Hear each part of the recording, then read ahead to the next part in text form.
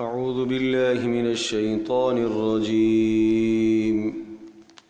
بسم الله الرحمن الرحيم. حاميم والكتاب المبين. إنا أنزلناه في ليلة مباركة إنا كنا منذرين فيها يفرق كل أمر حكيم أمرا من عندنا إنا كنا مرسلين رحمة من ربك إنه هو السميع العليم.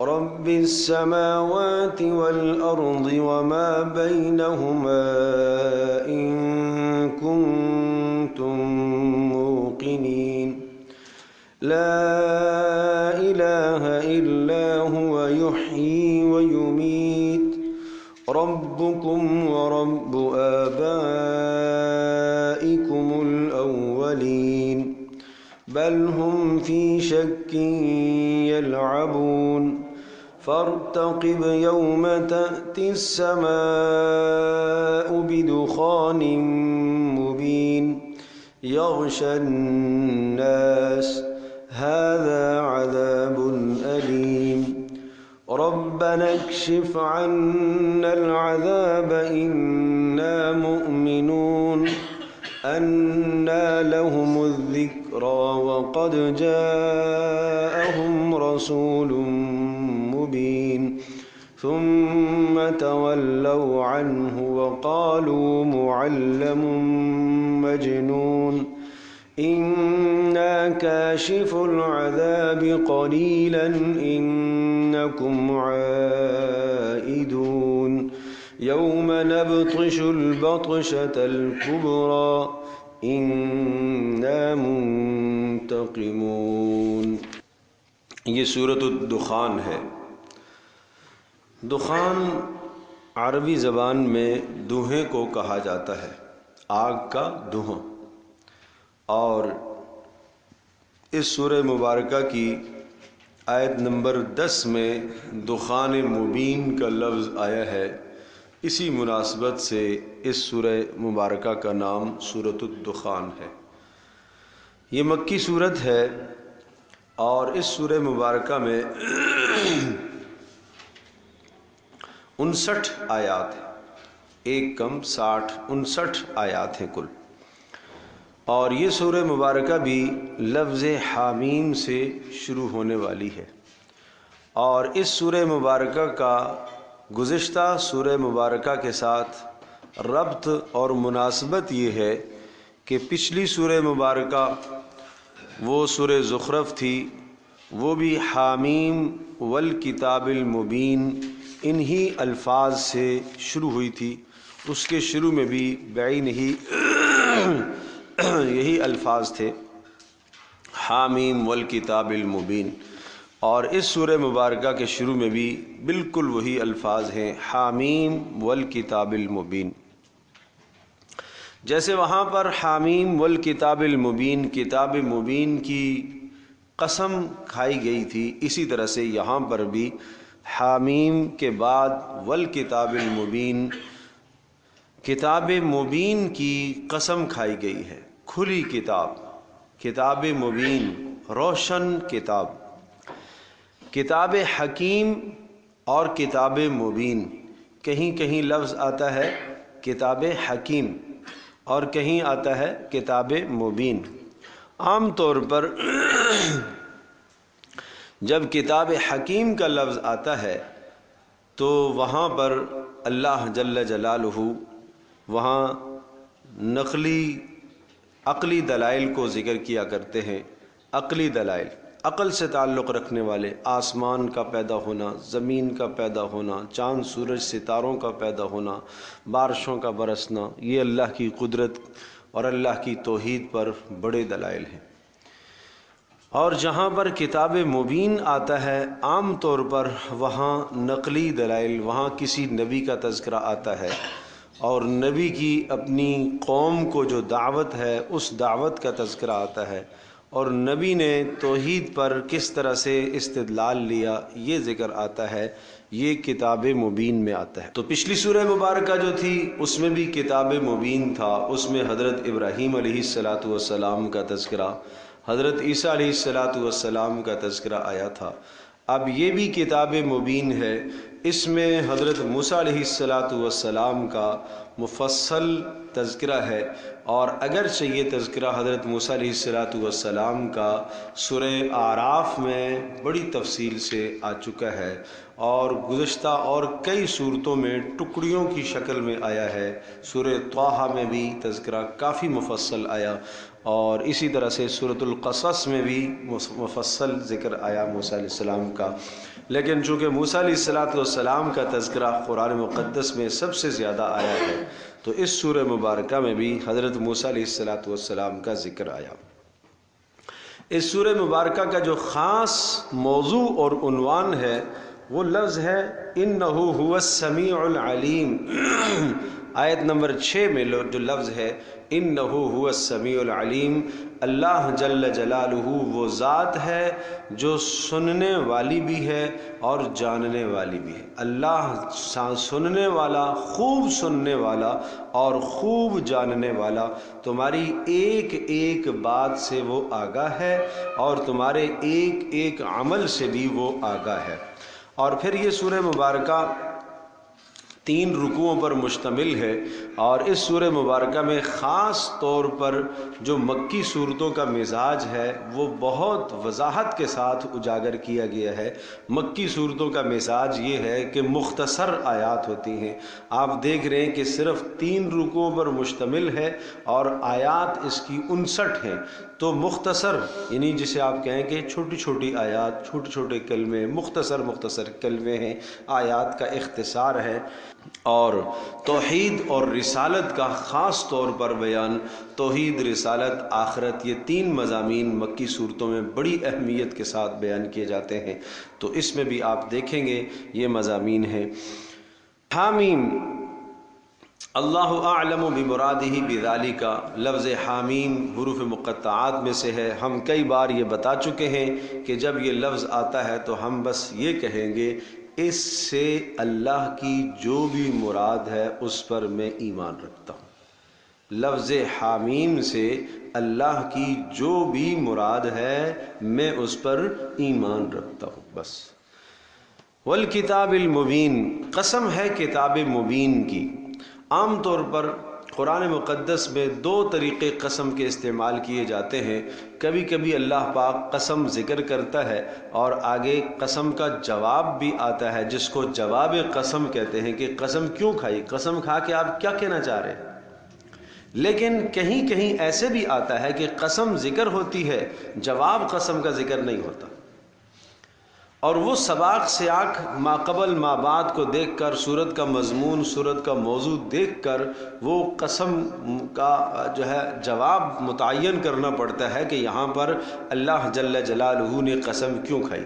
جیسے یاسین والقرآن الحکیم، قسم ہے قرآن حکیم کی، انک لمن المرسلین، آپ رسولوں میں سے ایک ہیں، تو وہاں گویا کہ قسم کھا کر کہا آپ رسول ہیں۔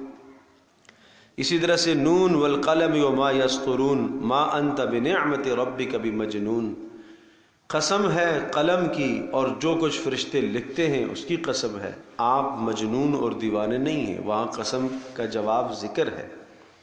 والعادیات ضبحا فالموریات قدحا فالمغیرات صبحا فاثرن به نقعا فوسطن به جمعا ان الانسان لربه لکنود۔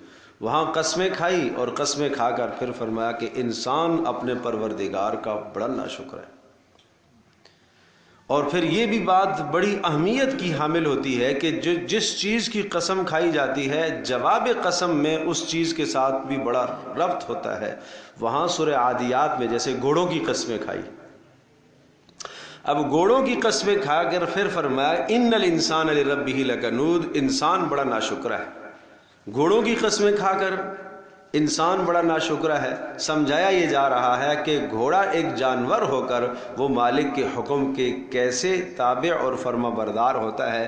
مختصر اس کو غذا ڈالتا ہے، دانہ دیتا ہے، پانی دیتا ہے، اور وہ اپنی جان کو دشمن کے سامنے لے جاتا ہے اور جتن اور مشقت میں اپنے آپ کو ڈالتا ہے اور اپنے مالک کو بچاتا ہے۔ یہ وہ ان گھوڑوں کی قسم ہے جو میدان جہاد میں استعمال ہوتے تھے، اور ظاہر ہے سامنے تیر بھی ہے، تلوار بھی ہے، خنجر بھی ہے، ہر طرح کا وار آ سکتا ہے، لیکن وہ گھوڑا کس طرح سے میدان میں کود جاتا ہے اپنے مالک کی رضا کے لیے۔ اسے پتہ ہے سامنے موت بھی آ سکتی ہے، لیکن پھر بھی اپنے مالک کی رضا کے لیے، اس کی خوشنودی کے لیے، اس کے اشارے پر کس طرح سے اپنی جان نچھاور کرتا ہے۔ تو انسان کو اللہ کے حکم پر کتنی جان نچھاور کرنی چاہیے، یہ سمجھایا۔ تو اس طرح سے قسم اور جواب قسم میں کیا ہوتی ہے؟ مناسبت ہوتی ہے۔ ایک اور بڑی پیاری مناسبت بتاتا ہوں، والتین والزیتون وطور سینین وہذا البلد الامین لقد خلقنا الانسان فی احسن تقویم۔ تین کی قسم، زیتون کی قسم، انجیر کی قسم، زیتون کی قسم، طور سینا کی قسم، وہذا البلد الامین، اور اس امن والے شہر کی قسم۔ یہ چار قسمیں کھائی، انجیر کی قسم، زیتون کی قسم، طور سینا کی قسم، اور اس شہر مبارک مکہ کی قسم۔ ٹھیک ہے، یہ جو قسمیں کھائی ہیں، ان قسموں کے اندر تین جگہوں کو اللہ نے جمع فرمایا، اور وہ تین جگہیں وہ ہیں جو محبت وحی ہیں، جہاں وحی اترتی ہے، جہاں وحی اتری ہے، جہاں انبیاء سب سے زیادہ آئے۔ تین زیتون، انجیر کی قسم اور زیتون کی قسم۔ ارض مقدسہ ارض شام ہے جو انبیاء کا مسکن رہا ہے۔ ٹھیک ہے، طور سینین، طور سینا کی قسم، پہاڑ طور سینا کی، جہاں موسیٰ علیہ السلام، ہارون علیہ السلام، یہ نبی وہاں مبعوث ہوئے۔ وہذا البلد الامین، مکہ مکرمہ کی قسم، جہاں محمد رسول اللہ صلی اللہ تعالی علیہ وسلم، جہاں حضرت آدم علیہ السلام بھی تشریف لائے، جہاں ابراہیم علیہ السلام بھی آئے، جہاں حضرت اسماعیل علیہ السلام بھی آئے۔ تو گویا کہ ایک مقام وہ ہے جو ارض مقدسہ فلسطین ہے، وہ بھی انبیاء کا مسکن، دوسرا طور سینا ہے، وہاں پر بھی وحی نازل ہوئی ہے، اور تیسرا مکہ مکرمہ ہے، یہاں پر بھی وحی نازل ہوئی ہے۔ یہ تین وحی کے مقامات کی قسمیں کھا کر فرمایا لقد خلقنا الانسان فی احسن تقویم، انسان کو ہم نے سب سے اعلیٰ، سب سے خوبصورت، سب سے بہترین بنایا۔ اب سمجھیے گا، یہ انسان سب سے بہترین جب رہے گا کہ جب اس کا ربط وحی سے رہے گا، اس کا تعلق وحی سے جڑا رہے گا، اور اگر اس کا تعلق وحی سے کٹ گیا ثم رددناہ اسفل سافلین، پھر اس کو ہم سب سے نچلے کر طبقے میں لے جائیں گے، پھر انسانوں سے کیا، جانوروں سے بھی بدتر ہو جائے گا۔ تو اس کا اعلیٰ ہونا اور افضل ہونا جب ہے کہ جب اس کا تعلق وحی سے رہے گا، آسمانی علوم سے اور تعلیمات سے اس کا تعلق رہے گا تو یہ سب سے افضل ہے۔ ورنہ اس میں کیا کمال ہے؟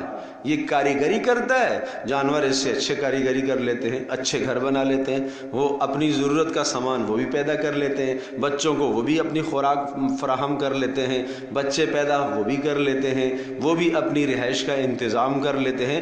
اس میں آخر کون سا کمال ہے؟ اس کو سب سے اعلیٰ اور افضل جو بنایا ہے اس لیے کہ اس کا تعلق وحی سے ہے، اس وجہ سے اس کے اندر افضلیت آئی ہے۔ اگر اس کا تعلق وحی سے کٹ جائے گا تو پھر باقی بچے گا کیا؟ تو اس لیے یہ انسان، یہ خاکی اپنی فطرت میں نہ نوری ہے نہ ناری، عمل ہے تو زندگی اسی سے بنے گی نا، عمل سے زندگی بنتی ہے۔ تو اس لیے فرمایا کہ حامیم والکتاب المبین، قسم ہے کتاب مبین کی۔ اب جواب قسم یہاں پر نہیں ہے، جواب قسم محذوف ہے۔ جواب قسم محذوف ہے، وہ کیا ہے؟ یعنی ذکر نہیں ہے جواب قسم، وہ یا تو یہ ہے کہ انک لمن المرسلین، آپ اللہ کے رسول ہیں، رسالت کا بیان، اور یا یہ ہے کہ ما بقی موضع شبہۃ، کسی قسم کے شبہے کی گنجائش نہیں ہے، یہ کتاب مبین ہے، کسی قسم کے شبہے کی گنجائش نہیں ہے۔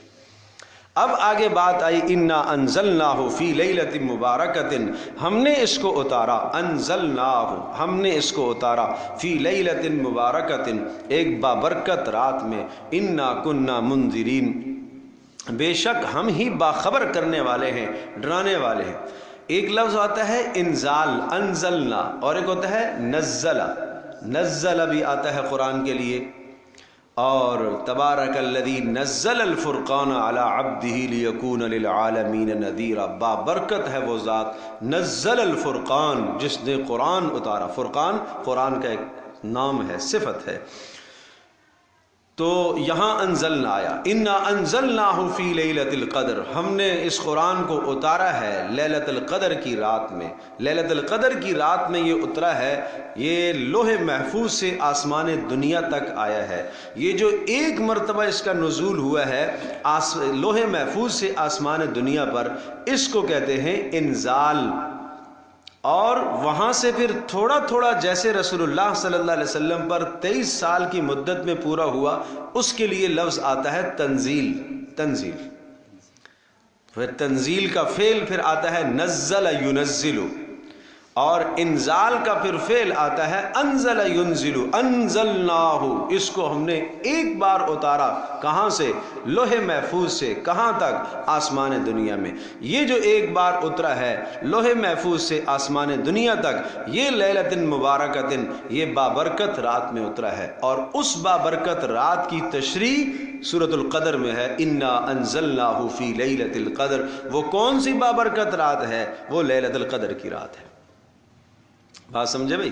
لیلۃ القدر کی رات، فی لیلۃ مبارکۃ انا کننا منذرین۔ اور ہم نے کیوں اتارا ہے؟ اتارنے کی غرض کیا ہے؟ یہ ہے انا کننا منذرین، ہم اس کی وجہ سے خبردار کرنے والے ہیں، ڈرانے والے ہیں، آگاہ کرنے۔ اس کا ترجمہ اگر آپ خبردار کرنا کریں، آگاہ کرنا کریں تو زیادہ بہتر ہے۔ انذار کہتے ہیں ایسا ڈرانا جس میں آگاہی ہو، جس میں متنبہ کیا جائے، خبردار کیا جائے۔ انا کننا منذرین، بے شک ہم ہی ہیں خبردار کرنے والے، تمہیں خیر اور شر سے اپنے بندوں کو آگاہ کرنے والے ہیں۔ یہ خیر کا راستہ ہے، یہ شر کا راستہ ہے۔ فیہا یفرق کل امر حکیم، فیہا اس رات میں، یہ ہا لفظ جو ہے ضمیر اس کو کہیں گے، یہ راجع ہے، لوٹ رہی ہے اس لیلۃ مبارکہ، یعنی اس رات میں یفرق، یفرق کل امر حکیم، جدا کر دیے جاتے ہیں، کل امر حکیم، ہر حکمت والے فیصلے جدا کر دیے جاتے ہیں۔ فرق کرنا، جدا کرنا، اور فرق کرنا لکھنا بھی، لکھنے کے معنی میں بھی آتا ہے۔ اب یہ جو لیلۃ مبارکہ ہے، یعنی لیلۃ القدر کی رات، اس میں ایک تو نزول قرآن ہوا، اور ایک تو یہ بابرکت رات ہے، اور اس رات کی عبادت 1000 مہینوں سے بڑھ کر ہے۔ لیلۃ القدر خیر من الف شہر، رمضانوں میں بڑی تفصیل سے اس پر بیانات ہوتے ہیں علماء کے، آپ سنتے ہی ہیں۔ لیکن ایک خاص کام اس رات میں ہوتا ہے کہ اس رات میں بڑے اٹل فیصلے ہوتے ہیں۔ اٹل فیصلے کیا ہوتے ہیں؟ اس سال میں کس کس کو مرنا ہے، مرنے والوں کی فہرست سپرد کر دی جاتی ہے، کتنی کتنی روزی دینی ہے، وہ گویا کہ یوں سمجھو جیسے آڈٹ ہوتا ہے، اس طرح سے اس رات کے اندر یہ سارے حساب کتاب ہوتے ہیں۔ یہ سارے حساب و کتاب اس ایک رات میں پوری کائنات کے اندر ہونے والے سارے نظاموں کے حساب و کتاب ایک رات میں کر دیے جاتے ہیں۔ اللہ پاک کے لیے کوئی وقت کی تعیین نہیں ہے، اللہ کے لیے کیا مشکل ہے، لیکن یہ سمجھایا ہے فیہا یفرق کل امر حکیم، یہ وہ رات ہے، یفرق لکھ دیے جاتے ہیں، یہ بھی ترجمہ کر سکتے ہیں، اور جدا کر دیے جاتے ہیں، علیحدہ کر دیے جاتے ہیں۔ ہر اٹل فیصلے جو اگلے سال تک ہونے والے ہیں، وہ سارے فیصلے الگ کر دیے جاتے ہیں۔ امرم من عندنا، یہ سارا کا سارا حکم ہوتا ہے ہماری طرف سے، اچھی طرح سے سمجھ لو، یہ توحید کا بیان ہے۔ گویا کہ اس سال میں لیلۃ القدر جب آئے گی تو فیصلے ہو جائیں گے۔ آپ کو کب موت آئے گی اللہ فیصلہ دے گا، آپ کو اس سال میں کیا کیا تکلیفیں پیش آئیں گی اللہ کی طرف سے فیصلہ ہوگا، آپ کو کیا کیا خوشیاں ملیں گی اللہ کی طرف سے فیصلہ ہوگا، آپ کی روزی کے لیے کیا مسائل ہوں گے اللہ کی طرف سے فیصلہ ہوگا، کتنی جانیں زندہ ہوگی یعنی کتنے بچے پیدا ہوں گے اللہ کی طرف سے فیصلہ ہوگا، اور کتنوں کی اموات ہوں گی اللہ کی طرف سے فیصلہ ہوگا۔ تو یہ کیا بیان ہو رہا ہے؟ یہ توحید بیان ہو رہی ہے۔ لہٰذا تمہیں یہ چیزیں کسی اور سے نہیں مانگنے کی ہیں۔ ایسے معاملات میں لو کسی اور سے مت لگانا کہ نہیں اس کو بھی کچھ اختیار ہو سکتا ہے، اس کو بھی کچھ اختیار ہو سکتا ہے، اس کو بھی کچھ ہو سکتا ہے۔ ارے بھائی، نفع کا مالک اللہ، نقصان کا مالک اللہ، اولاد دینے کا مالک اللہ، نہ دینے کا مالک اللہ، یہ سب اختیار اسی کے پاس ہے۔ امرم من عندنا، یہ سب فیصلے ہماری طرف سے ہوتے ہیں۔ انا کنا مرسلین، بے شک ہم ہی بھیجنے والے ہیں، ہم ہی بھیجنے والے ہیں۔ کیا چیز بھیجنے والے ہیں؟ رحمتم من ربک، رحمت تیرے پروردگار کی طرف سے۔ لہٰذا پورا سال میں جو رحمتیں برسیں گی وہ رحمتیں ہماری طرف سے آئیں گی، لہٰذا تم ہماری طرف متوجہ ہو جاؤ، ہم سے رحمت مانگو، ہم سے رحمت مانگو۔ سورہ بقرہ کی آخری جو آیات ہیں، ربنا لا تؤاخذنا ان نسینا او اخطانا ربنا ولا تحمل علینا اصرا کما حملته علی الذین من قبلنا۔ پیارے پیغمبر صلی اللہ تعالی علیہ وسلم تشریف فرما تھے، ایک زوردار آواز آئی آسمان سے، اور آپ علیہ الصلوۃ والسلام نے صحابہ سے پوچھا، جانتے ہو یہ کیا آواز ہے؟ یہ ایک دروازہ آسمان کا کھلا ہے جو آج سے پہلے کبھی نہیں کھلا، ایک فرشتہ اترا ہے جو آج سے پہلے کبھی نہیں اترا۔ اچانک فرشتہ آیا، اس نے سلام پیش کیا، آپ نے جواب دیا، پھر اس نے کہا کہ اللہ پاک آپ کو دو نوروں کی بشارت دیتا ہے، دو نور اللہ آپ کو عطا کرتا ہے، اور ان دو نوروں میں جو کچھ ہے وہ اگر آپ پڑھیں گے مانگیں گے تو آپ کو ملے گا۔ وہ کیا دو نور ہیں؟ ایک سورۃ الفاتحہ اور ایک سورۃ البقرہ کا آخر۔ سورۃ الفاتحہ میں آپ مانگیں گے اہدنا الصراط المستقیم، اے اللہ ہمیں سیدھی راہ عطا فرما، تو اللہ آپ کو سیدھی راہ عطا کرے گا، ہو ہی نہیں سکتا کہ اللہ آپ کو نہ دے۔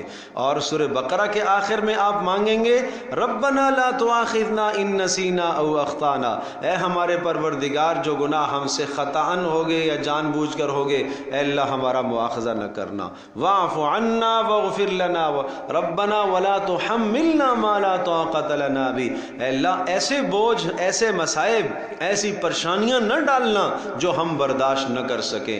اللہ کی طرف سے جواب آتا ہے ٹھیک ہے میں نہیں ڈالوں گا۔ جو دعا کریں گے نا اللہ کی طرف سے جواب آتا ہے میں نے کر دیا، میں نے کر دیا، میں نے کر دیا۔ واعف عنا، اے اللہ عفو فرما، درگزر فرما، واغفر لنا، معاف فرما۔ عفو اور مغفرت یہ دو لفظ بڑے عجیب ہیں۔ عفو جس کو ہم کہتے ہیں معاف، اور مغفرت۔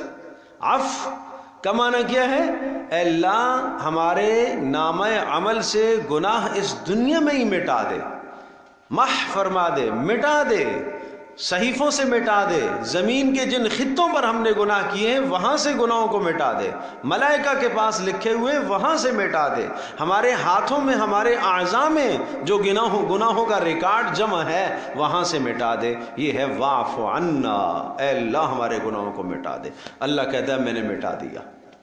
واغفر لنا، اے اللہ اگر کوئی گناہ نہ مٹ پایا اور میدان محشر میں جب تیرے سامنے جاؤں اور اس وقت وہ گناہ موجود ہو صحیفے کے اندر، تو واغفر لنا، اے اللہ چادر ڈال دینا غفاری کی، مہربانی کی، چھپا لینا۔ واغفر لنا، غفر چھپانا، چھپانا، اے اللہ چھپا دینا، کسی کو نہ دکھانا۔ ورحمنا، اے اللہ رحم فرما ہمارے اوپر، اور رحم فرمانے کا مطلب کیا ہے؟ اے اللہ تو ہی اپنا کرم کر کے مجھے گناہوں سے بچا لے، یہ ہے رحم۔ اے اللہ تو ہی رحم فرما کے مجھے گناہوں سے، نافرمانیوں سے مجھے محفوظ فرما لے، اے اللہ تو ہی رحم فرما، میں تجھ ہی سے درخواست کرتا ہوں۔ اللہ اکبر۔ کیا کیا بتاؤں؟ امام غزالی رحمۃ اللہ علیہ نے ارشاد فرمایا، ایک مثال سے سمجھائی بات، ایک شخص ایک کتے کو لے کے جا رہا ہے اور وہ کتا بڑا زوراور کاٹنے والا کتا ہے، تو ایک صورت یہ ہے جب اس کے ہاتھ سے کتا چھوٹ جاتا ہے اور کسی آدمی کو پڑ جاتا ہے، تو ایک یہ ہے کہ آدمی کتے سے لڑے، اور دوسرا یہ ہے کہ آدمی کتے کے مالک سے کہے بھائی اس کو سنبھالو، اس کو پکڑ لو، تو ظاہر ہے وہ مالک پکڑ لے گا، قابو کر لے گا اس کو۔ تو فرمایا یہ جو شیطان ظالم ہے نا، یہ بھی کتے کی طرح ہے، اس کا مالک تو اللہ ہی ہے نا، اس لیے حکم ہے اعوذ باللہ من الشیطان الرجیم، اے اللہ میں حفاظت مانگتا ہوں، تیری پناہ میں آنا چاہتا ہوں، تو ہی مجھے بچا لے، کس سے؟ شیطان مردود سے، اے اللہ تو ہی مجھے بچا لے، یہ تو ظالم بہکائے گا مجھے، اے اللہ تو ہی مجھے بچا لینا، تو ہی بچا لینا، مالک تو ہی ہے نا۔ تو اس لیے تعوذ کا حکم ہے، ٹھیک ہے نا۔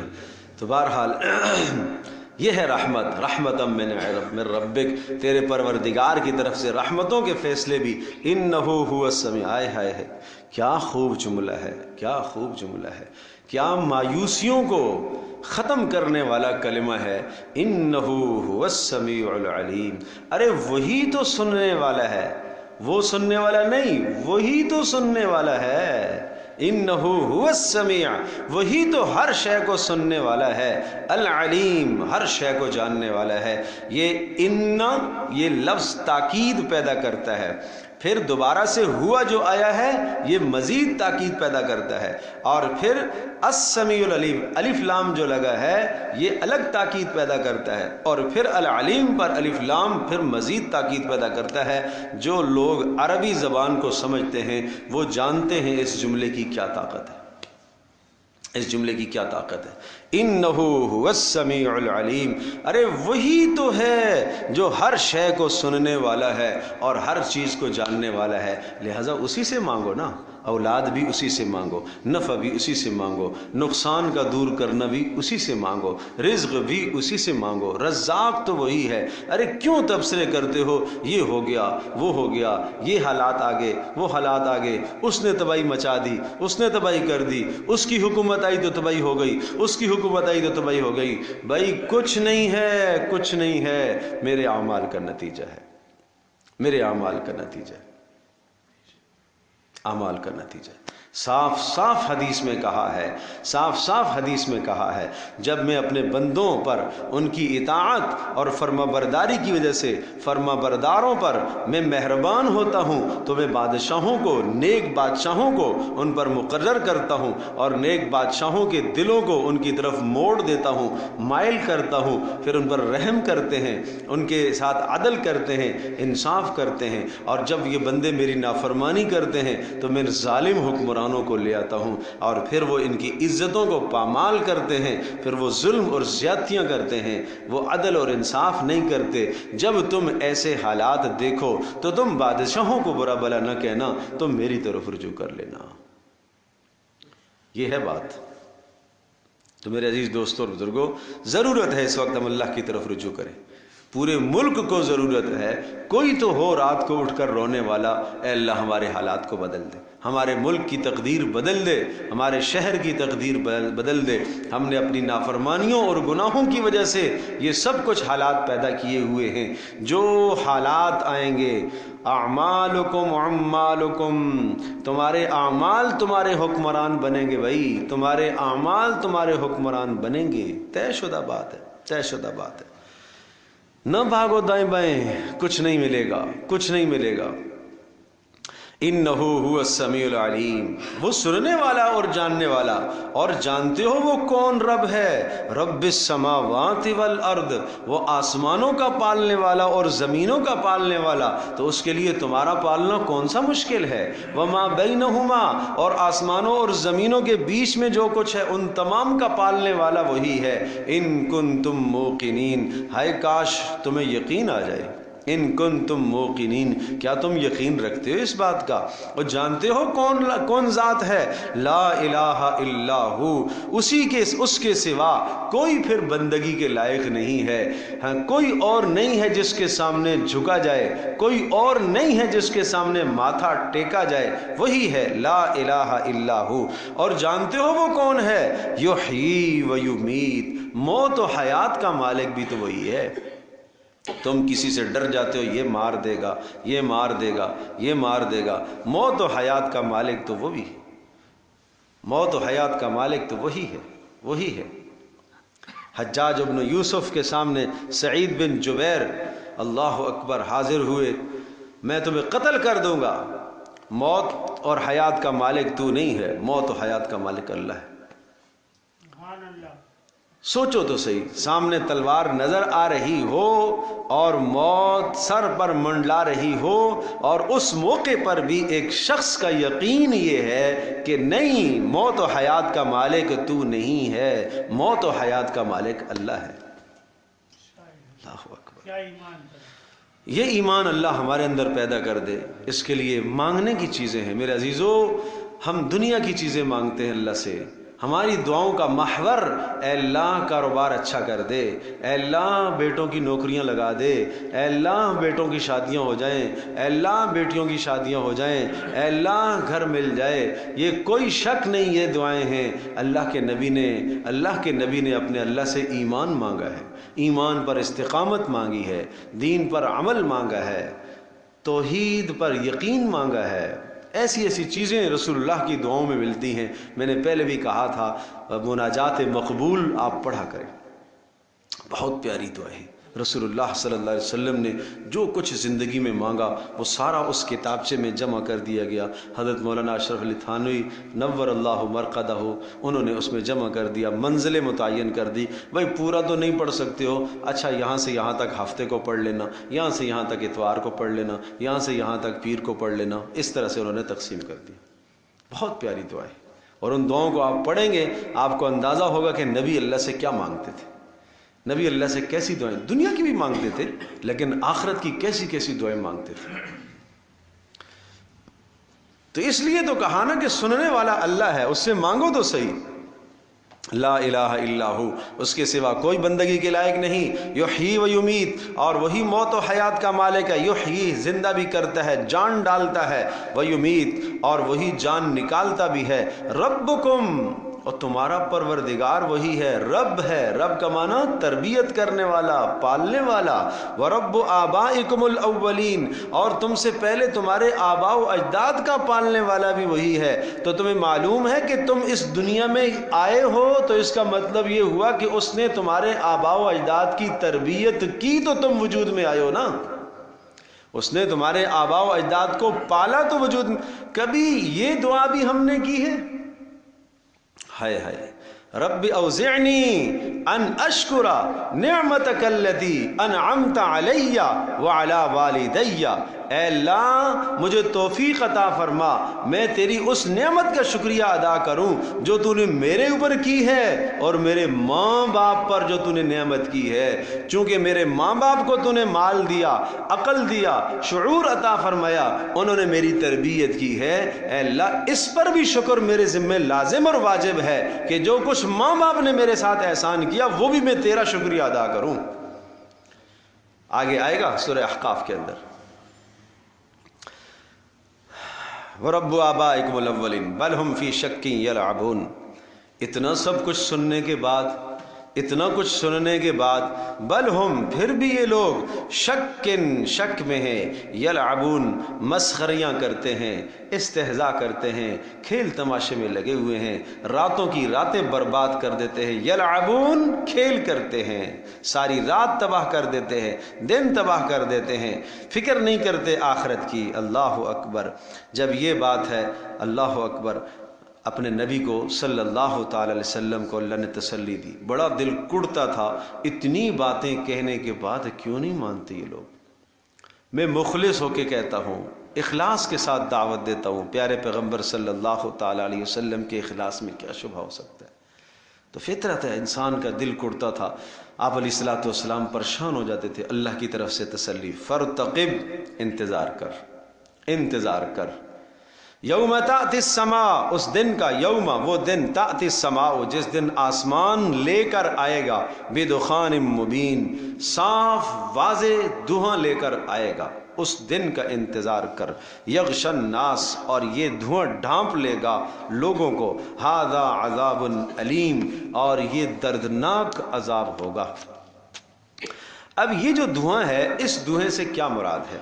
یہ دھواں کون سا ہے؟ اس میں یہاں صحابہ کرام رضی اللہ عنہم اجمعین کے بھی دو قول ہیں، ایک حضرت عبداللہ ابن مسعود رضی اللہ تعالی عنہ اور ایک حضرت عبداللہ ابن عباس رضی اللہ تعالی عنہما۔ عبداللہ ابن مسعود رضی اللہ تعالی عنہ کی رائے یہ ہے کہ اس سے مراد وہ دھواں ہے جو مکہ مکرمہ میں ہجرت کے بعد پیدا ہوا تھا۔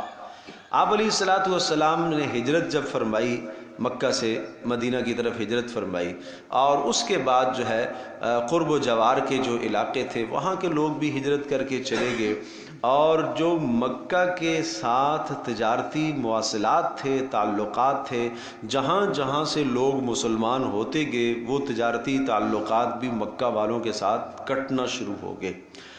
اور اسی طرح سے ثمامہ بن اسال رضی اللہ تعالی عنہ یہ مسلمان ہو گئے، تو ان کے علاقے سے بہت بڑے غلے آیا کرتے تھے مکہ میں، تو گویا کہ ان کے روابط بھی مکہ والوں کے ساتھ تجارتی روابط کٹ گئے۔ تو ظاہری یوں اسباب، دیکھو دنیا دار الاسباب ہے، اللہ تبارک تعالیٰ نے ایسے اسباب پیدا فرما دیے کہ مکہ والوں کا دائرہ تنگ ہو گیا، معیشت کا دائرہ تنگ ہو گیا، فقر آنے لگا، فاقے آنے لگا۔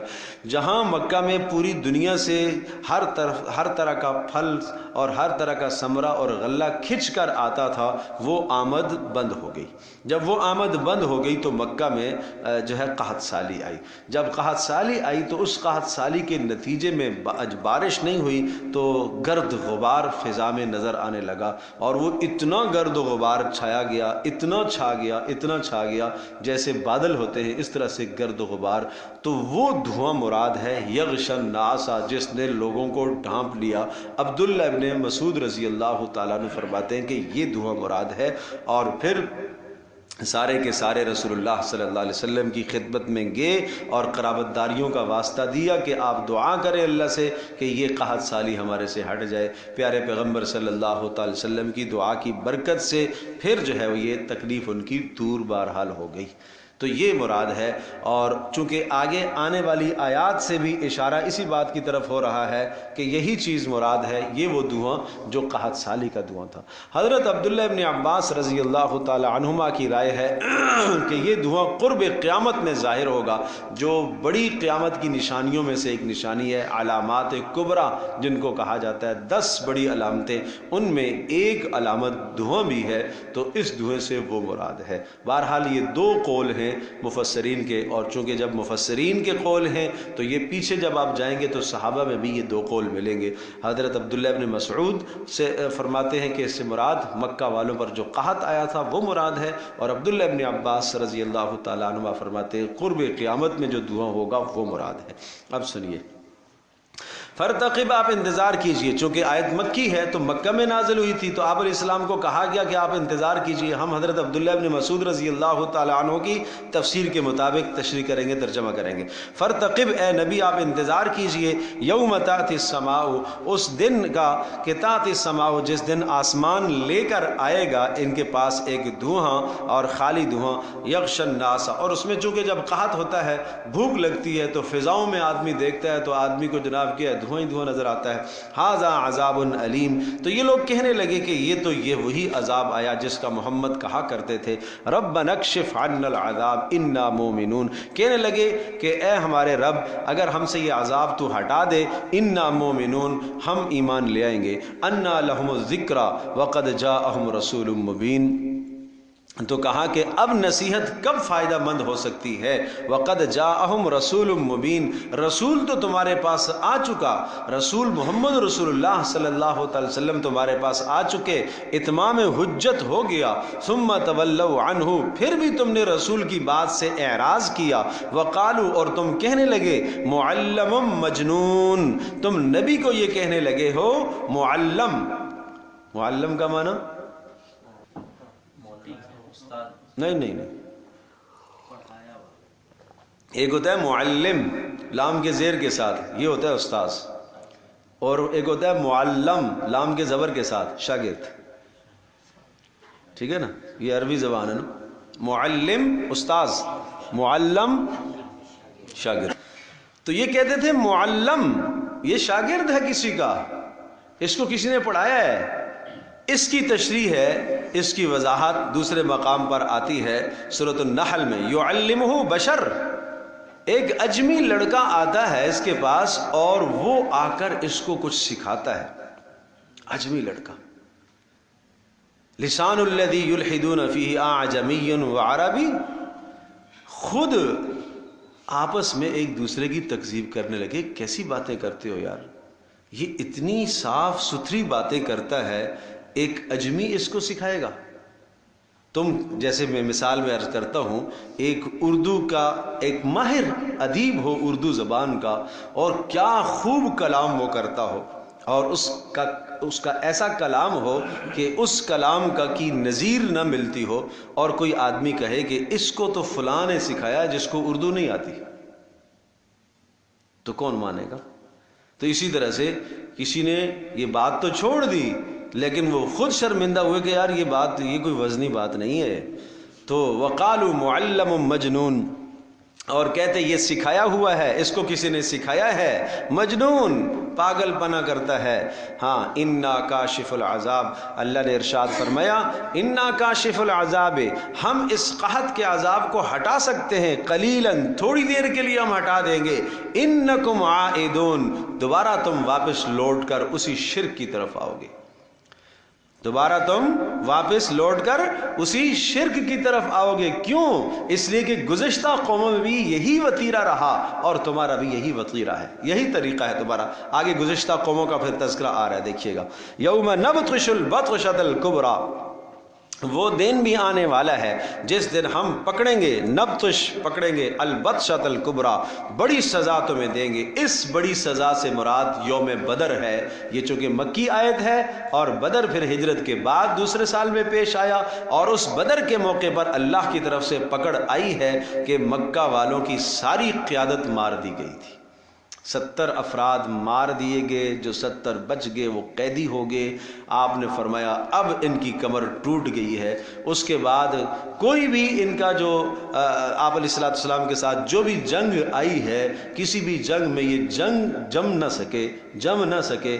احد میں تھوڑا سا ظاہری مسلمانوں کو نقصان ہوا، اس کے بعد ہمیشہ ان کی پسپائی ہوئی، ہمیشہ پسپائی ہوئی، اس لیے کہ ان کی قیادت سیادت ماری گئی، کمر ان کی ٹوٹ گئی، معیشت ان کی تباہ ہو گئی، اور پھر اس کے بعد اللہ تبارک تعالیٰ نے رسول اللہ صلی اللہ تعالی علیہ وسلم کو پھر مکہ بھی فتح کرا دیا، مکمل غلبہ حاصل ہو گیا۔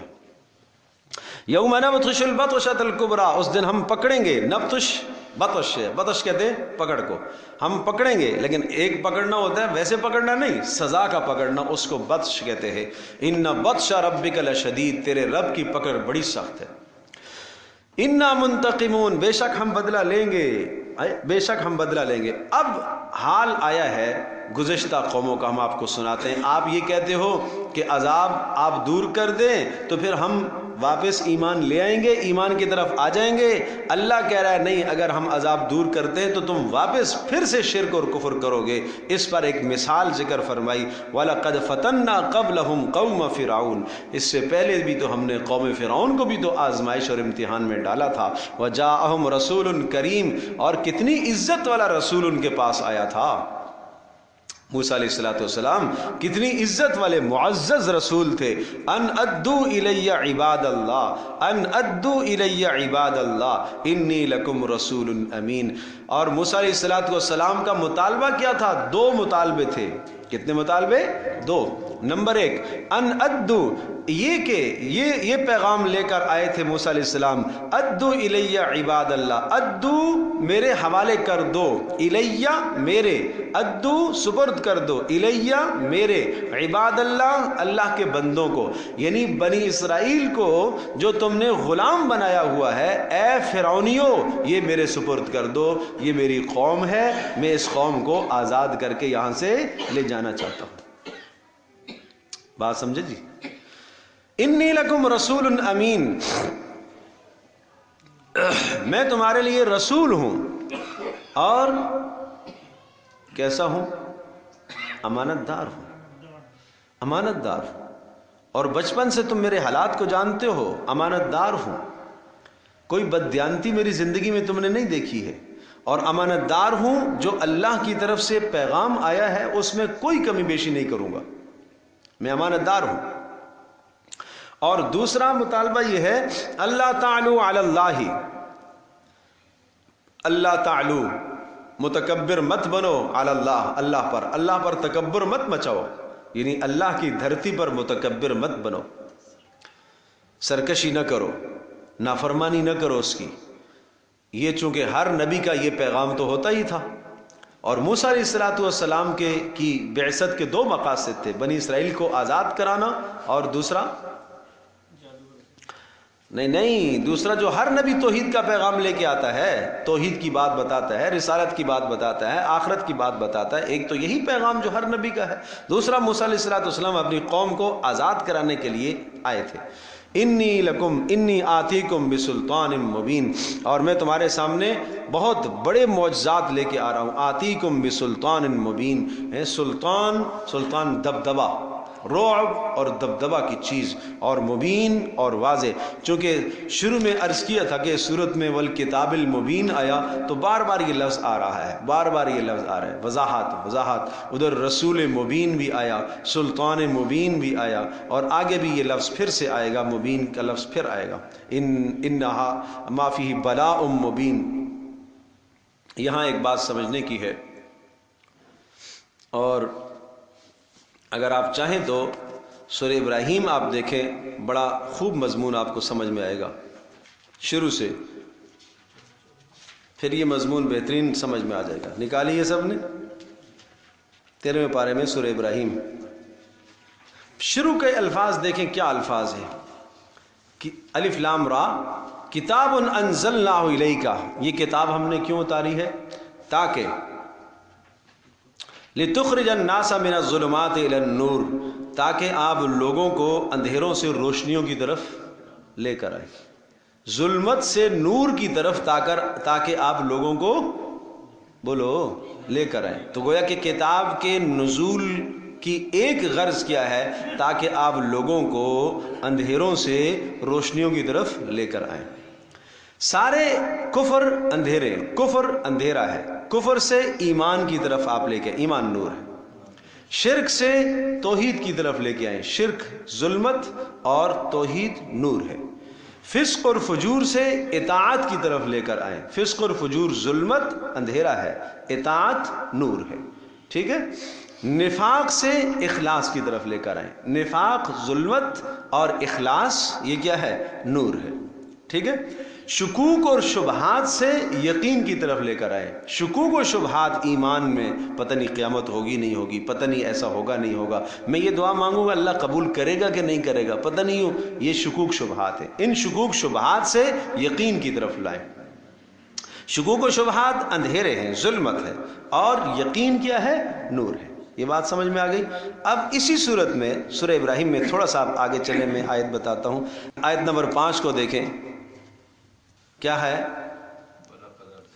ہاں اب دیکھیے گا، اب دیکھیں ایک اور معنی میں آپ کو بتانا چاہ رہا ہوں. ظلمات کے یہ معنی میں نے کیے ہیں، ایک اور معنی بتانا چاہ رہا ہوں، یہ ذہن نشین کیجیے گا.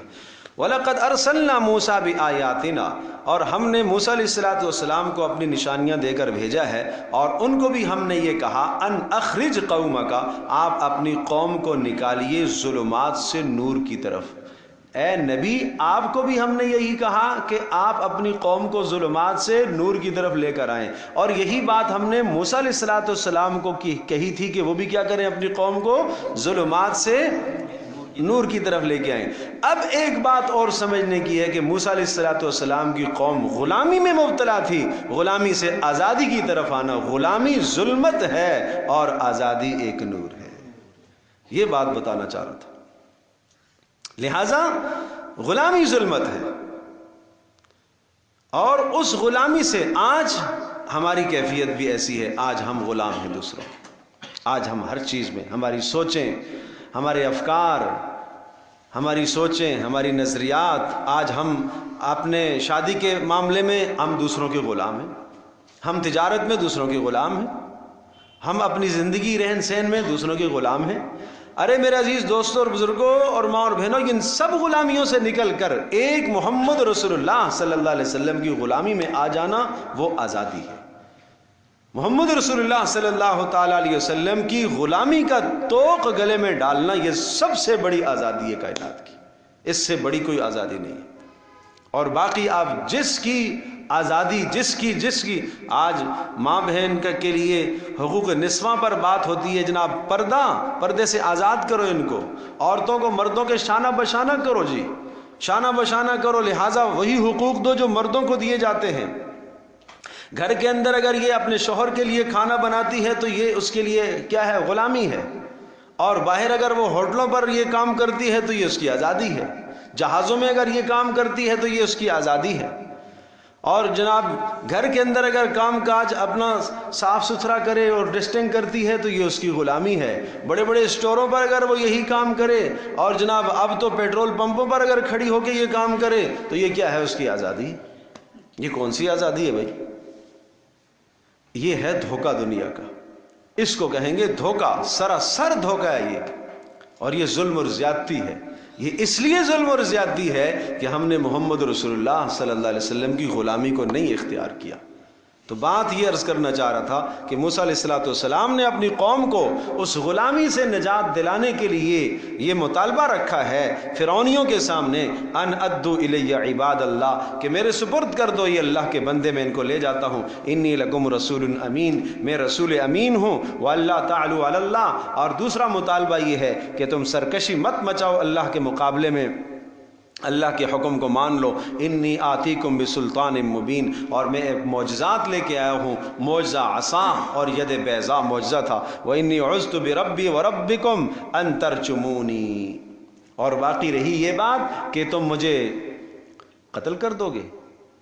ظاہر سی بات ہے کہ ایک نعرہ لگایا موسیٰ علیہ السلام نے، اس پوری سلطنت کے درمیان فرعون کی پوری سلطنت اور طاقت ہے، اور اس کے مزاج کے مطابق ایک شخص کھڑا ہوا وہ نعرہ لگا رہا ہے کہ رب تو نہیں ہے، رب اللہ ہے۔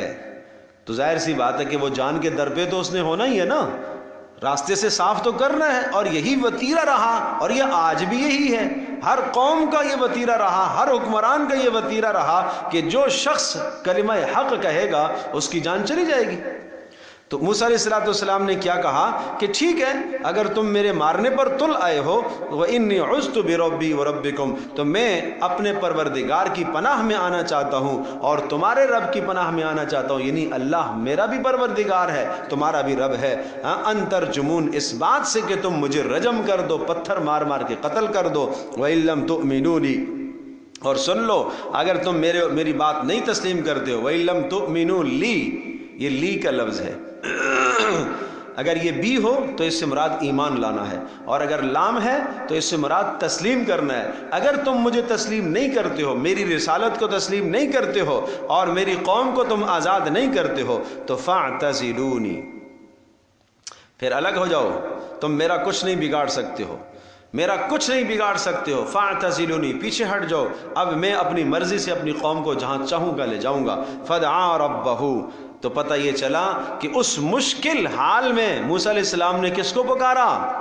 اللہ کو۔ تو پیچھے بات آئی تھی کہ اللہ ہی سمیع اور علیم ہے، انہ هو السمیع العلیم، تو پتہ چلا کہ ہر مشکل میں اللہ ہی سمیع بھی ہے، علیم بھی ہے۔ فدعا ربہ، موسیٰ علیہ السلام نے اپنے رب کو پکارا، ان ہؤلاء قوم مجرمون، اے اللہ یہ مجرم پیشہ لوگ ہیں، فاسر بعبادی، اللہ کی طرف سے حکم آیا۔ یہ بات یاد رکھنے کی ہے کہ قرآن مقدس جو ہے نا، کسی واقعے کو پہلے بھی ذکر کرتا ہے، دوبارہ بھی آتا ہے، سہ بارہ بھی آتا ہے، ہر جگہ اس واقعے کا الگ مقصد ہوتا ہے۔ میں نے عرض کیا کہ یہ موسیٰ علیہ السلام کا تذکرہ اور فرعون کا تذکرہ سورہ اعراف میں بھی آ چکا ہے، اسی طرح سے جناب سورہ طٰہٰ کے اندر بھی آ چکا ہے، سورہ قصص کے اندر بھی آ چکا ہے، لیکن ہر جگہ پر اس واقعے کا مقصد الگ ہوتا ہے، اور جس جگہ پر اس واقعے کا جو مقصد ہوتا ہے قرآن کے الفاظ اسی طرف اشارہ کر رہے ہوتے ہیں۔ یہ اہل مکہ کو متنبہ کیا جا رہا ہے کہ اگر تم محمد رسول اللہ صلی اللہ تعالیٰ علیہ وسلم کا انکار کرو گے تو یاد رکھنا اسی قسم کا عذاب جیسے فرعونیوں پر آیا ہے تمہارے پر بھی آ سکتا ہے۔ یہ سمجھانا ہے۔ دیکھیے فَأَسْرِ بِعِبَادِي، تو لہذا ہم نے حکم دیا فَأَسْرِ بِعِبَادِي، میرے بندوں کو لے کے چل، لیلاً، رات کو۔ رسول اللہ صلی اللہ علیہ وسلم کو بھی اشارہ ہوا کہ آپ کو بھی یہاں سے ہجرت کرنی پڑے گی، جیسے موسیٰ علیہ السلام کو جانا پڑا تھا، اب آپ کے بھی جانے کا وقت آ گیا، اور باقی جو بچیں گے ان کی تباہی آئے گی۔ لیلاً انکم متبعون، اور تمہارا پیچھا کیا جائے گا، یعنی فرعون تمہارے پیچھے لگے گا۔ واترک البحر رہوا انہم جند مغرقون۔ اور اب یہاں وہ تفصیلی حالات نہیں ہے، صرف اشارے ہیں عذاب کے، چونکہ مقصود بتانا کیا ہے، عذاب کا بتلانا ہے۔ وہ تفصیلی واقعہ نہیں ہے، وہ تفصیلی واقعہ سورہ اعراف میں آ گیا ہے، سورہ طٰہٰ کے اندر تفصیلی واقعہ آ گیا ہے، اور اسی طرح سے سورہ شعراء کے اندر بھی یہ تفصیل آ چکی ہے، لیکن یہاں صرف قرآن اشارہ کر رہا ہے کہ اب ظاہر سی بات ہے کہ ہم نے کہا لے کے چلو، موسیٰ علیہ السلام لے کے چلے، آگے پہنچے، سامنے پانی ہے، پیچھے قوم آ گئی، انا لمدرکون، قوم نے کہا ہم پکڑے گے، مارے گے، سامنے سمندر ہے، پیچھے فرعون ہے، اب کیا کرنا ہے، وہ ساری باتیں یہاں قرآن ذکر نہیں کرتا۔ کیوں؟ اس لیے کہ مقصود صرف عذاب کا اطلاع کرنا مقصد ہے، عذاب کی اطلاع کرنا مقصد ہے، وہ تفصیلی واقعہ سنانا نہیں ہے۔ لیکن چونکہ پہلے آ چکا ہے تو جیسے ایک آدمی کو پہلے سے ایک واقعہ معلوم ہو، آپ کہتے ہیں وہ یاد ہے نا، بس یاد رکھیے گا، نہیں سمجھے بات، بس اشارہ دیکھیے گا۔ تو کہاں وَاتْرُكِ الْبَحْرَ رَحْوًا، اور جب آپ دریا پر آپ پہنچیں گے سمندر کے پاس اور آپ لاٹھی ماریں گے، راستے بن جائیں گے، آپ پار ہو جائیے گا، آپ پار ہو جائیے، اس کے بعد سمندر کھڑا ہے ابھی، اللہ اکبر، تودے کے تودے کھڑے ہیں، اور اس پانی کو اللہ نے حکم دے دیا، وہ پانی کھڑا ہو گیا، جہاں تھا وہاں ہی رک گیا۔ پانی کے مزاج میں رکنا نہیں ہے، پانی کے مزاج میں چلنا ہے، وہ پانی رک گیا، رہون، اسی طرح سے خشک ہو گیا، بالکل نیچے تہ نظر آنے لگی، وَاتْرُكِ الْبَحْرَ، اور سمندر کو آپ روک دیجئے، چھوڑ دیجئے اس کو، رہون، اسی طرح سے خشک ٹھہرا رہے۔ آپ فکر نہ کریں کہ جناب یعنی نکلیں گے تو سمندر تو رکا ہوا ہے تو یہ بھی پار ہو جائیں گے، جب یہ پار ہو جائیں گے تو یہ ہے تو میں قتل کریں گے، نہیں آپ اس کی غم نہ کریں، اس کا غم نہ، انہم جندم مغرقون، ارے یہ لشکر تباہ ہونے والا ہے۔ کم ترکو من جنات وعیون، اور کتنی انہوں نے چھوڑی ہیں، من جنات، کیا باغات چھوڑ کر مرے، وعیون، اور کیا چشمے چھوڑ کر مرے، وہ مصر کی سرسبز و شادابی سب کچھ تباہ ہو گئی، وزروع ومقام کریم، اور وزروع اور کھیتیاں، ومقام کریم، اور عزت کے گھر، ونعمت، اور آرام کا سامان، کانوا فیہا فاکہین، جس میں عیش و عشرت سے زندگی گزار رہے تھے، کذالک، ہمارے عذاب اسی طرح سے آیا کرتے ہیں، وَأَوْرَثْنَاهَا قَوْمًا آخَرِينَ، اور ہم نے ان تمام کے تمام چیزوں کا وارث بنا دیا دوسروں کو۔ کس کو؟ بنی اسرائیل کو وارث بنا دیا۔ اے مکہ والو، اگر تم انکار کرو گے تو اللہ تمہیں ہٹا کر اس ارض مقدسہ کا وارث محمد رسول اللہ صلی اللہ علیہ وسلم کو بنائے گا، اور وہ دن آیا۔ یہ بالکل مطابقت ہے اس واقعے کے ساتھ، بات سمجھ میں نہیں آئی؟ اس لیے کہ ان کو بھی اپنے مکہ پر ناز تو تھا ہی تھا، اس لیے کہ بیت اللہ کی تعظیم تو پوری دنیا کے یہاں مسلم تھی، تو یہ اپنے آپ کو بیت اللہ کے متولی اور مجاور کہتے تھے۔ تو اچھا، اگر آپ اس رب، یہ بیت اللہ جو ہے، اس بیت اللہ کا جو رب ہے، جس کا سورہ قریش میں کہا، اگر تم اس رب کی بندگی نہیں کرتے ہو تو یہ رب تم سے یہ نعمت چھینے گا اور دوسروں کو پھر ملے گی۔ آج بھی یہ قانون اور ضابطہ ہے دنیا کا، اللہ کا، آج بھی اگر آپ کسی نعمت کی ناقدری کریں گے وہ آپ کے ہاتھ سے نکل جائے گی، دوسروں کے پاس چلی جائے گی۔ فما وقت علیہم السماء، نہیں رویا ان پر آسمان، آسمان نہیں رویا۔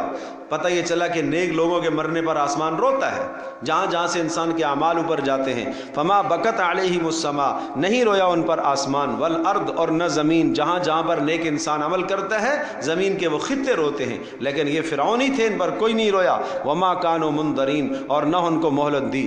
وَلَقَدْ نَجَّيْنَا بَنِي إِسْرَائِيلَ مِنَ الْعَذَابِ الْمُهِينِ، اے محمد صلی اللہ تعالیٰ علیہ وسلم کے اوپر ایمان لانے والوں، جس طرح سے ہم نے بنی اسرائیل کو اس سخت سزا سے اور فرعون کی اذیتوں سے نجات دی ہے، اے محمد رسول اللہ کے ماننے والوں، آپ کو بھی ہم اہل مکہ کی اذیتوں سے نجات دیں گے۔ یہ ہے بات۔ وَلَقَدْ نَجَّيْنَا بَنِي إِسْرَائِيلَ مِنَ الْعَذَابِ الْمُهِينِ، اور ہم نے نجات دی بنی اسرائیل کو من العذاب المہین، دردناک عذاب سے، من فرعون، اور ذلت آمیز عذاب سے۔ اور وہ ذلت آمیز عذاب کیا ہے یہاں اس کی تفصیل نہیں ہے، سورہ بقرہ میں بھی آ چکی ہے، سورہ اعراف میں بھی آ چکی ہے، سورہ پیچھے ابھی جو پڑھی سورہ ابراہیم اس کے اندر بھی ہے۔ وہ کیا؟ یقتلون ابناءہم ویستحیون نساءہم، یعنی بچوں کو قتل کرتا تھا اور بچیوں کو زندہ غلام اور باندیاں بناتا تھا۔ یہ سزا، یہ دردناک اور ذلت آمیز جو سزا تھی۔ انہو کان عالیا من المسرفین، بے شک وہ بڑا سرکش اور حد سے تجاوز کرنے والا تھا۔ وَلَقَدِ اخْتَرْنَاهُمْ عَلَىٰ عِلْمٍ عَلَى الْعَالَمِينَ، اور ہم نے چن لیا بنی اسرائیل کو، عَلَىٰ عِلْمٍ، ہم نے ان کو مستحق جانا ہے، ہم نے ان کو مستحق جانا، مستحق جان کر، علم کا معنی ان کو مستحق جان کر ہم نے ان کو منتخب کیا، ان کو عزت دی جہان والوں پر۔ وَآتَيْنَاهُم مِّنَ الْآيَاتِ، اور ہم نے ان کو بڑی بڑی نشانیاں دی، مَا فِيهِ بَلَاءٌ مُّبِينٌ، ایسی نشانیاں کہ جن میں صاف ستھرا شکر ان کو ادا کرنا چاہیے تھا۔ بلا شکر کے معنی میں ہے۔ ان هؤلاء ليقولون، لیکن اس کے اب التفات ہے مکہ والوں کو۔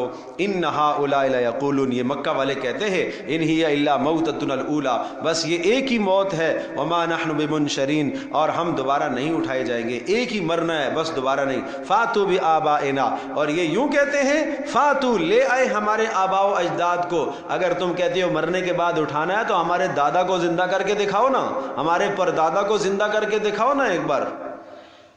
یوں رسول اللہ صلی اللہ علیہ وسلم کو کہتے تھے۔ ان کنتم صادقین، اگر تم سچے ہو کہ جناب وہ مرنے کے بعد دوبارہ اٹھنا ہے تو ان کو لاؤ۔ اہم خیر ام قوم تبع والذین من قبلہم، مکہ والوں کو بتا دو، اہم خیر، کیا یہ مکہ والے زیادہ قوت اور شان اور شوکت میں زیادہ بلند ہیں یا قوم تبع تھی؟ قوم تبع، سمجھے بھائی؟ یمن کے رہنے والے لوگ تھے، حمیری، اور ان کے بادشاہ کا لقب تھا تبع، جیسا کہ فرعون مصر کے بادشاہوں کا لقب ہوتا تھا فرعون، اسی طرح سے ان کے بادشاہ کا لقب ہوتا تھا تبع۔ اہم خیر ام قوم تبع، کیا یہ بہتر تھے یا قوم تبع؟ ان کو بھی ہم نے تباہ کیا، قوم سبا ہے۔ والذین من قبلہم، اور ان سے پہلے قوم عاد اور قوم سمود، کیا طاقتور قومیں تھی۔ اہلکناہم، ہم نے ان کو بھی نافرمانی کی وجہ سے ہلاک کیا۔ انہم کانوا مجرمین، اور وہ جرائم پیشہ لوگ تھے۔ وما خلقنا السماوات والارض وما بینہما لاعبین، اور ہم نے آسمانوں کو اور زمینوں کو نہیں بنایا اور جو کچھ ان کے درمیان میں ہے، لاعبین، کھیل تماشے کے لیے نہیں بنایا۔ ارے یہ جہان کھیل کے لیے نہیں بنایا میرے عزیزو، یہ کھیل کے لیے نہیں بنا ہے۔ کھیل جب ہوتا ہے ہوئے ہوئے ہوئے، پوری پوری ٹریفک جام، پورے پورے روڈ بند، پورا پورا علاقہ بند، سیل کر دیا جاتا ہے۔ کیا ہو رہا ہے جی؟ ٹورنامنٹ چل رہے، ہمارے جوان بھی جناب جوان۔ ایک دن پتہ نہیں میں کہاں گیا، مجھے یاد نہیں ہے، کسی کوئی یاد نہیں ہے، کوئی تقریب تھی، ایک شور اور ہنگامہ، بھئی کیا تھا یہ، کیا شور ہو رہا ہے؟ وہ پتہ چلا کہ میچ لگا ہوا ہے اس پہ جناب۔ ارے میرے عزیز دوستوں اور بزرگوں، کتنا وقت تباہ ہوتا ہے اس پر، ہمارے جوانوں کا، نئی نسل کا کتنا وقت تباہ ہوتا ہے۔ کیا ملے گا تمہیں اس سے؟ کیا اس دیکھنے سے کیا ملے گا؟ اس دیکھنے سے کیا تسکین آئے گی؟ اللہ کے بندو، اتنی دیر قرآن کو دیکھ لو، اتنی دیر اپنی ماں باپ کی صحبت میں جا کے بیٹھ لو یار۔ کچھ نہیں کرو، کچھ نہیں کرو، ماں کے پاس بیٹھ جاؤ، جا کے صرف باپ کے پاس بیٹھ جاؤ۔ ارے باپ کی 2-4 کہانیاں ہی سن لو، وہ کہانیاں تم نے 10 مرتبہ پہلے بھی سنی ہیں، پھر سن لو۔ بوڑھے باپ کی کہانیاں سن لو، دادا کی کہانیاں سن لو، نہ کہو کہ یہ تم نے پہلے بھی کہی تھی، چونکہ بڑھاپا آ گیا ہے، اب دماغ میں وہ طاقت نہیں رہی ہے، آدمی بھول جاتا ہے کہ یہ بات میں نے پہلے اس کو بتائی ہے نہیں بتائی ہے۔ وہ بیچارہ، ہمارے جاننے والے بتاتے تھے کہ ہمارے والد صاحب آخری عمر میں اتنے بچپن کے واقعات سناتے تھے، اور وہ بچپن کے واقعات میں سینکڑوں مرتبہ سن چکا تھا، اور ہر بار ایسا سنتا جیسا پہلی بار سن رہا ہوں۔ ابا جب اچھا یہ ہوا، اچھا یہ ہوا، پھر ابا بھی بڑے مزے لے کے سناتے تھے۔ تو بھائی یہ بھی ایک کام ہے، یہ بھی ایک کام ہے، اس کو اپنا وقت ضائع کرنا نہ سمجھو، یہ وقت قیمتی بن رہا ہے، بڑوں کی خدمت میں بیٹھو، یہ وقت قیمتی بن رہا ہے. جب تم بوڑھے ہو جاؤ گے تمہیں ضرورت پڑے گی، ہائے کوئی آئے تو صحیح، میرا غمخوار آئے، کوئی مجھ سے آ کے باتیں تو کرے، وقت کیسے پاس کروں. اب وہ آنکھیں بھی جواب دے چکی ہیں کہ کوئی مطالعہ کر کے آدمی وقت گزارے، اور بھی اعضام کمزور پڑ گئے ہیں، تو اب کوئی آدمی ساتھی ڈھونڈتا ہے تو بھائی تھوڑا سا بیٹھ جایا کرو. جب آپ بڑھاپے میں پہنچو گے اللہ پاک تمہیں بھی اس طرح سے عطا کرے گا. اللہ اکبر. وما خلقنا السماوات والارض وما بينهما لاعبين، آسمان اور زمین میں جو کچھ ہم نے بنایا ہے یہ کھیل تماشا نہیں ہے. وما خلقناهما الا بالحق، یہ ہم نے ان کو جو پیدا کیا، ما خلقناهما، ان کو ہم نے پیدا کیا آسمان اور زمین میں جو کچھ ہے، الا بالحق، حق کو ظاہر کرنے کے لیے. ولكن اکثرهم لا يعلمون، اکثر لوگ تو اسے جانتے ہی نہیں ہیں کہ آسمان زمین کی تخلیق کا مقصد کیا ہے، میرے آنے کا مقصد کیا ہے، میں کیوں پیدا کیا گیا ہوں. بس پیسوں کی مشین مشین مشین مشین، کمانا کمانا کمانا، اسی سے زندگی پوری ہو جاتی ہے. ایک جناب 25 سال 26 سال 30 سال لگا کے جوان ڈگریاں حاصل کرتا ہے، اس کے بعد ملازمت لگتی ہے، کام کرتا ہے، کتنا کرے گا بھائی، 20 سال کرے گا، اور 50 سال میں جا کے ریٹائر ہو جائے گا. اب وہ جو جمع پونجی ہے وہ بیماریوں پر لگ جائے گی، بس ختم.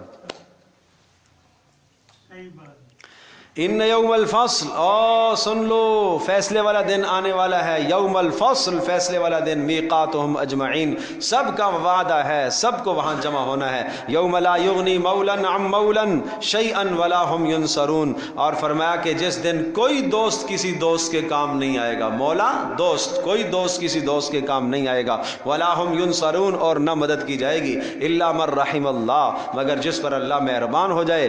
انہ هو العزیز الرحیم، بے شک وہ سب غلبے والا ہے. العزیز، کافروں سے بدلہ لے گا. الرحیم، مسلمانوں پر مہربان ہوگا، اطاعت فرمانبرداروں پر مہربان ہوگا. ان شجرۃ الزقوم، وہاں کے عذاب کے کچھ نمونے سن لو. ان شجرۃ الزقوم، اور زقوم کا درخت، تھور اردو میں اس کو کہتے ہیں. زقوم کا درخت ایسا سخت ہوتا ہے کہ جب ایک آدمی اس پر پیر رکھتا ہے تو اس کی کڑواہٹ زبان پر آتی ہے. پیر اس پر رکھیں گے تو پیر رکھتے ہی زبان کے اندر اس کی کڑواہٹ آتی ہے. اتنا سخت درخت ہے، اتنا کڑوا درخت ہے. کیا نام بتایا؟ تھور، تھور، تھے واو رے، تھور. بہرحال زقوم ہی کے نام سے بھی کہا جا سکتا ہے. طعام الاسیم، یہ گناہگار کا کھانا ہے. کل محل، تیل کی تلچھٹ کی طرح گرم، تیل کی تلچھٹ کی طرح گرم. یغلی فی البطون، ابل رہا ہوگا. یغلی، ابل رہا ہوگا. فی البطون، پیٹ کے اندر جا کے ابلے گا، ابلے گا. اللہ اکبر. ایسا ابل رہا ہوگا. کیسے؟ کغلی الحمیم، اس طرح سے جیسے کہ جناب کھولتا ہوا پانی ابلتا ہے. حمیم، کھولتا ہوا پانی. خذوہ، کہا جائے گا پکڑو اس کو. فاعتلوہ، دھکیل کے لے جاؤ اس کو. الی سواء الجحیم، درمیان میں جہنم کے بیچوں بیچ لے جاؤ. ثم صبوا، اور پھر ڈال دو اس کے اوپر سے. فوق رأسہ، سر کے اوپر سے. من عذاب الحمیم، جلتا ہوا کھولتا ہوا پانی پھر اوپر سے ڈالو. پیٹ کے اندر بھی پانی کھولتا ہوا اور اوپر بھی اس کے پانی ڈالو. اور پھر کہا جائے گا، فرشتے کہیں گے استہزاء اور مذاق کرتے ہوئے، ذوق، چکھ، بھکت، لے، کھا. انک انت العزیز الکریم، دنیا میں تو بڑا عزت مند سمجھا جاتا تھا. کہاں گئی تیری پارٹی؟ کہاں گئے تیرے دوست و احباب؟ مال پیسہ تھا تو سارے تیرے ارد گرد جمع ہوتے تھے اور سارے تجھے سلوٹ کرتے تھے، سلام پیش کرتے تھے. کہاں گئے؟ ان ھذا ما کنتم تمترون، ارے یہ وہی کھانے ہیں، یہ وہی عذابات ہیں جن کا تم انکار کیا کرتے تھے. ان المتقین فی مقام امین، لیکن یاد رکھیے گا متقی لوگ مقام امین، عزت والی جگہ میں، چین والی جگہ میں ہوں گے. فی جنات و عیون، اور وہ ہمیشہ والے باغات میں ہوں گے. یلبسون من سندس، اور ان کو پہنایا جائے گا سندس، ریشمی لباس. و استبرق، یہ قسمیں ہیں ریشم کی دونوں، سندس اور استبرق. لیکن سندس جو ہے وہ باریک ریشم اور استبرق گاڑا اور موٹا ریشم پہنایا جائے گا، متقابلین آمنے سامنے بیٹھے ہوئے ہوں گے، اور کذالک الامر کذالک فیصلہ ایسے ہی ہو جائے گا، وزوجناہم بحور عین اور ہم ان کے نکاح کریں گے موٹی موٹی آنکھوں والی حوروں سے، یدعون فیہا بکل فاکہۃ آمنین اور یہ منگوا رہے ہوں گے جنت میں بیٹھے ہوئے، بکل فاکہۃ ہر قسم کا پھل، آمنین امن کے ساتھ، دل جمعی کے ساتھ، نکلنے کا خوف نہیں ہوگا، لا یذوقون فیہا الا الموتۃ الاولی بس یہ ایک ہی موت جو آ چکی ہے، اب دوبارہ موت نہیں آئے گی، ووقاہم عذاب الجحیم اور ان کو اللہ بچا لے گا دوزخ کے عذاب سے، فضلا من ربک یہ تیرے رب کا فضل ہوگا، کوئی یہ نہ کہے کہ میں اعمال کی وجہ سے جنت میں آیا ہوں، یہ تیرے رب کا فضل ہوگا، ذالک هو الفوز العظیم ارے یہ ہے بڑی کامیابی، تم دنیا میں نوکری مل جائے اس کو کامیاب، یہ کامیاب ہو گیا جی، یہ بڑا کامیاب ہو گیا، دنیا کے ساز و سامان کو تم کامیابی سمجھتے ہو، یہ فرعونیوں کے پاس کوئی کم تھا، یہ قوم عاد، قوم سمود، قوم تبع کے پاس کوئی کم سامان تھا، یہ کامیابیاں نہیں ہیں، ذالک هو الفوز العظیم یہ ہے بڑی کامیابی، فَإِنَّمَا يَسَّرْنَاهُ بِلِسَانِكَ اب سورت کا اختتام ہو رہا ہے، بے شک ہم نے اس قرآن کو آپ کی زبان سے آسان کر دیا، کیا معنی؟ یہ قرآن تو وہ کلام تھا کہ جس کو پہاڑ پر اتارا جاتا تو پہاڑ ریزہ ریزہ ہو جاتا، ہم نے آپ پر اتارا، آپ سے پھر لوگوں نے لیا تو اس کی وہ جو شدت اور وہ جو طاقت تھی نا وہ کم ہو گئی، نہیں سمجھے؟ جیسے کوئی ایسی آپ یوں سمجھے کہ بڑی پاور والی چیز ہوتی ہے، سامنے ہم ایک اڈاپٹر لگاتے ہیں، پھر اس کو وہ قابو کر کے آگے ضرورت کی پاور جو ہوتا ہے وہ دیتا ہے نا، اسی طرح سے اللہ کے نبی کا سینہ اتنا تھا جو پہاڑ سے بھی زیادہ مضبوط ترین سینہ تھا، پہاڑ پر اتارتے تو ریزہ ریزہ ہو جاتا، اللہ کے نبی صلی اللہ علیہ وسلم کے مبارک سینے نے اس کو برداشت کیا اور پھر اس مبارک سینے سے امت کی طرف منتقل ہوا تو امت کے لیے پڑھنا آسان ہو گیا، اس سے فائدہ آسان ہو گیا، یہ کیوں کیا؟ لعلہم یتذکرون اس کو ہم نے اس لیے کیا ہے عربی زبان میں، آپ کی زبان میں، تاکہ ہر کوئی سمجھ سکے، تاکہ ہر کوئی سمجھ سکے۔ آج ہم کلاس کرتے ہیں جی کوئی ترجمہ قرآن کا دکھائیں، انگریزی میں دکھائیں، ہم انگریزی میں ذرا پڑھ سکیں نا، ارے اللہ کہہ رہا ہے کہ ہم نے عربی میں اتارا تاکہ آسانی ہو تمہیں، تم انگریزی میں ڈھونڈ رہے ہو، سیکھو نا عربی، سیکھو عربی کے الفاظ، کتنی آسان زبان ہے، سب سے سہل ترین زبان ہے، سب سے فصیح ترین زبان ہے، سیکھو اس کو۔ فارتقب انہم مرتقبون آپ انتظار کیجئے، یہ بھی انتظار کر رہے ہیں، یہ آپ کی موت کا انتظار کر رہے ہیں کہ قصہ ختم ہو جائے گا اور آپ ان کا انتظار کریں، ان کا بھی کام تمام ہونے والا ہے۔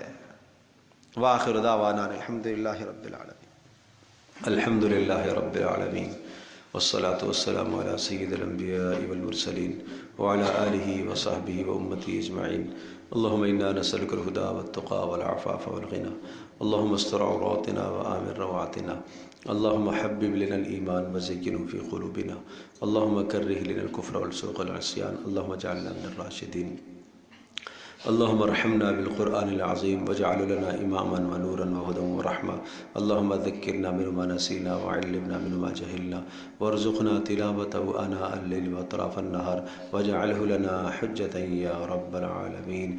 سبحانک اللہم وبحمدک نشہد ان لا الہ الا انت نستغفرک ونتوب الیک، وصلی اللہ تعالی علی خیر خلق محمد وعلى آلہ اجمعین برحمتک یا رحمن۔